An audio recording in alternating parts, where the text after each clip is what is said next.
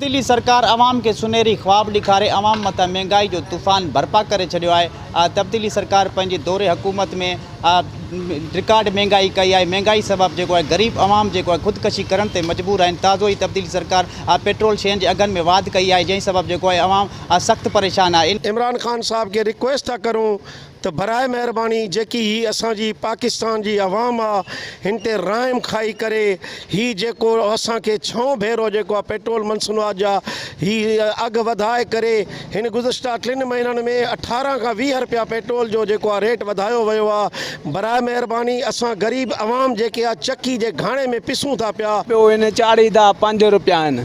असां ग़रीबनि जे लाइ ज़ुल्म आहे, जेको कमाए 512 भाती घर में ख़र्चो कारूं पूरो करे। असां अहिड़े वज़ीर आज़म पाकिस्तान खे पाकिस्तान जी अवाम रहण नथी चाहे, इहो ज़ालिम हली पवे त बहितर आहे। इन हुकूमत में तमामु महांगाई थी आहे, महिरबानी करे जेका बि अघु आहिनि उनखे लाथो वञे। पेट्रोल बि चढ़ी वञे थो हर दफ़े। असां गाॾियुनि खे त धिके धिके पुॼायूं था कयूं, मतिलबु ग़रीब माण्हू खीर गुज़ारो आहे। असांजो खीर बि जेको घणी कॾहिं कॾहिं फिटी वेंदा, तेल खपी था वञनि।